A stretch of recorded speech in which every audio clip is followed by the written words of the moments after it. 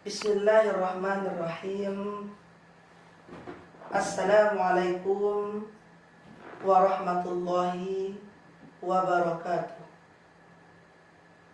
Alhamdulillah, kita panjatkan rasa syukur kita kepada Allah Subhanahu wa Ta'ala yang telah memberikan berbagai macam nikmat, yang alhamdulillah dengan nikmat yang Ia anugerahkan kita bisa menjalani kehidupan di atas dunia ini dengan rasa penuh cinta dan kasih sayang. Salawat dan salam juga kita haturkan kepada baginda Nabi besar Muhammad sallallahu alaihi wasallam yang telah mengajarkan kepada kita bagaimana cara menjalani kehidupan di atas dunia ini, tak terkecuali bagaimana cara kita mendapatkan rahmat kasih sayang Allah Subhanahu wa Ta'ala. Disebutkan di dalam suatu riwayat, malaikat Jibril pernah datang kepada baginda Nabi besar Muhammad sallallahu alaihi wasallam. Malaikat Jibril berkata kepada Nabi Muhammad, "Wahai Muhammad, ada seorang hamba yang beribadah kepada Allah Subhanahu wa Ta'ala 500 tahun lamanya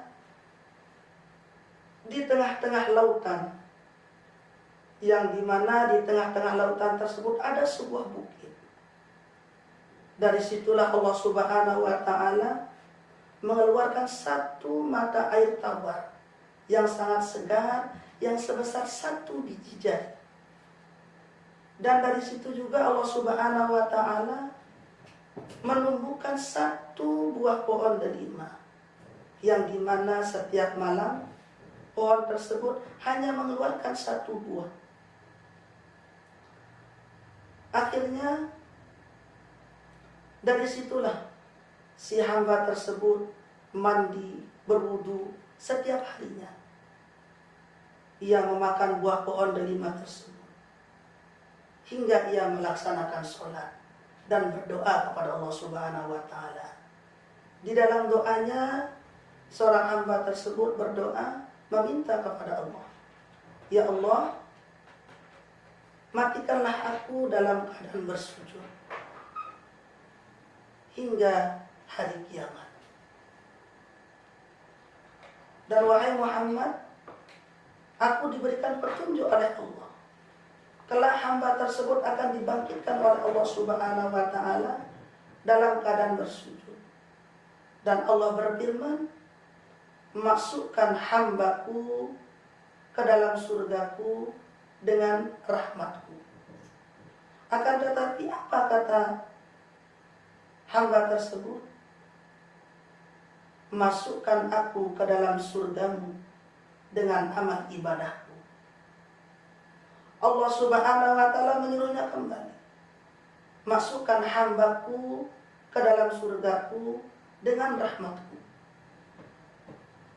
Maka hamba tersebut kembali berkata, masukkan aku ke dalam surga dengan amal ibadahku. Allah Subhanahu wa Ta'ala kembali berfirman, masukkan hambaku ke dalam surgaku dengan rahmatku. Begitu kembali juga si hamba tersebut berkata, masukkan aku ke dalam surga Allah Subhanahu wa Ta'ala dengan amal ibadahku. Hingga akhirnya Allah Subhanahu wa Ta'ala berfirman, kalau begitu, hitunglah sebesar apa amal ibadahnya dengan nikmat yang aku berikan kepadanya.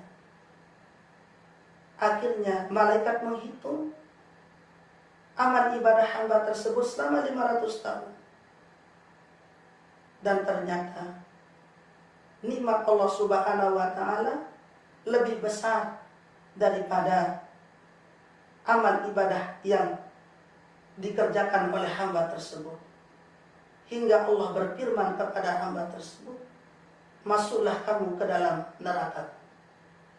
Dan akhirnya si hamba tersebut meminta kepada Allah Subhanahu wa Ta'ala, masukkan aku ke dalam surgamu dengan rahmatmu. Jadi yang dapat kita ambil dari cerita ini adalah bagaimanapun besar amal ibadah yang sudah kita lakukan, tetaplah kita akan masuk ke dalam surganya Allah Subhanahu wa Ta'ala dengan rahmat Allah Subhanahu wa Ta'ala. Lalu muncul pertanyaan di dalam hati kita, di dalam benak kita, lantas apa gunanya kita ibadah? Lantas apa gunanya kita sholat? Atas apa gunanya kita mengeluarkan zakat, mengeluarkan sedekah? Atau pada ujung akhirnya nanti kita akan dimasukkan oleh Allah Subhanahu wa Ta'ala ke dalam surganya dengan rahmatnya. Maka ketahuilah, dengan amal-amal ibadah yang kita lakukan kepada Allah Subhanahu wa Ta'ala tersebut, yang akan bisa menyebabkan kita mendapatkan rahmatnya Allah Subhanahu wa Ta'ala. Inna rahmatullah qaribun minal muhsinin. Sesungguhnya rahmat Allah Subhanahu wa Ta'ala dekat kepada orang-orang yang berbuat baik. Rasulullah SAW mengajarkan kepada kita umatnya cara-cara yang kita bisa lakukan untuk mendapatkan rahmat Allah Subhanahu wa Ta'ala. Salah satu di antaranya adalah untuk kita bisa mendapatkan rahmat Allah Subhanahu wa Ta'ala adalah dengan cara berbuat ihsan. Apa yang dimaksud dengan ihsan di sini adalah selalu menghadirkan Allah Subhanahu wa Ta'ala di dalam hati kita. Yang kedua adalah dengan cara bertakwa kepada Allah Subhanahu wa Ta'ala, yakni dengan melaksanakan segala perintahnya dan menjauhi segala larangannya.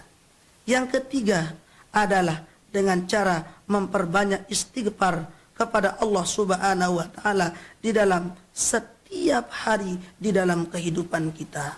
Yang keempat adalah dengan cara untuk mendapatkan rahmat Allah Subhanahu wa Ta'ala, yakni dengan berbuat baik kepada sesama makhluk, baik itu kepada manusia maupun kepada semua ciptaannya Allah Subhanahu wa Ta'ala. Sehingga disebutkan di dalam sebuah hadis di dalam kitab Usfuriyah, di dalam hadis yang pertama, Rasulullah sallallahu alaihi wasallam bersabda, Ar-rahimuna yarhamuhumur rahman. Orang-orang yang kasih sayang, orang-orang yang memiliki rasa kasih sayang di dalam hatinya, mereka akan mendapatkan kasih sayang daripada Allah Subhanahu wa Ta'ala. Irhamu man fil ardi. Kasih sayangilah olehmu apa yang ada di atas muka bumi ini. Yarhamukum man fis sama. Niscaya kelak kamu akan dikasih sayangi oleh Allah Subhanahu wa Ta'ala. Irhamu man fil ardi. Kasih sayangilah apa yang ada di atas muka bumi ini. Yarhamukum man fis sama. Niscaya engkau akan dikasih sayangi oleh semua yang berada di atas langit. Seorang ibu kasih sayang kepada putranya.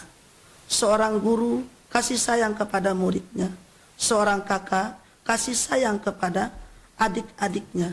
Sehingga ada sebuah cerita, ada sebuah riwayat. Suatu ketika Sayyidina Umar ibn Khattab pernah berjalan menelusuri kota Makkah pada waktu itu. Dan pada saat beliau berjalan, beliau melihat seorang anak kecil. Seorang anak kecil yang dalam keadaan pada waktu itu adalah mempermainkan burung, menyakiti burung pada waktu itu.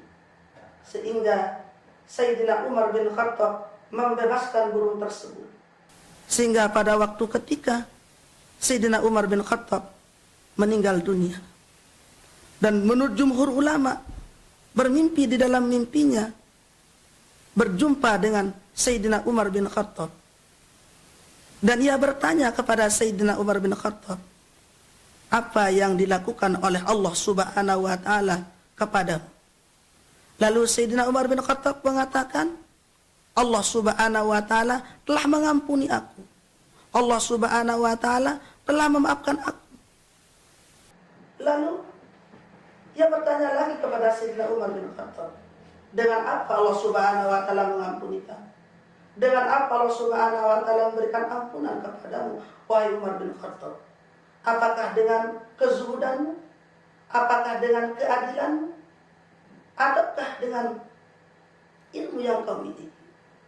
Lalu Sayyidina Umar berkata, aku diampuni oleh Allah Subhanahu wa taala karena aku pernah memberikan kasih sayang, pernah membebaskan burung yang disakiti oleh seorang anak di pinggir kota Madinah.